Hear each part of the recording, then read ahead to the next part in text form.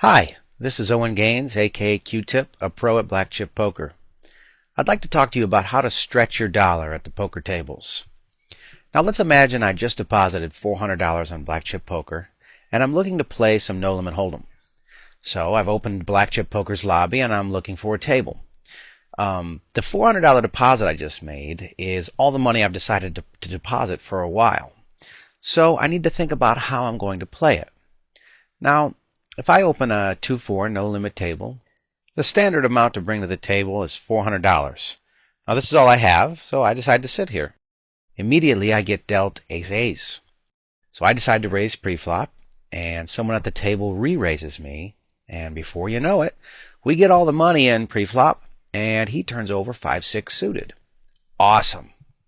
However, by the end of the hand, the rest of the cards have come down king, queen, 5, 8, 6. And I watch all my money go across the table to my opponent. Oh no. Not only have I lost the hand, but my fun is over. I lost everything I deposited.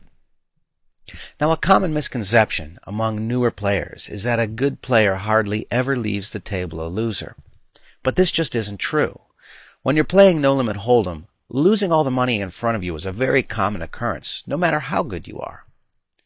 Now, I could deposit again, but the reason I deposited $400 to begin with is that's all I felt comfortable putting on the line right now.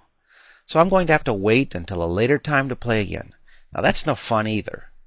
Obviously, we normally don't make a deposit with the idea of losing it quickly, but it did happen to us this time. However, this could have been avoided if I made a better decision before I even sat down at the table.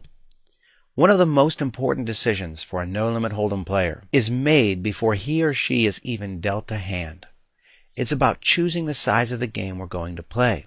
So we need to think about these things and consider the size of the game we're going to play compared to how much money we're willing to wager.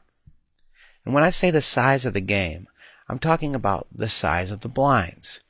When we open Black Chip Poker, under the column heading Stakes, we see numbers like this: 2 cents, 4 cents, 5 cents, 10 cents, all the way up to $50, $100.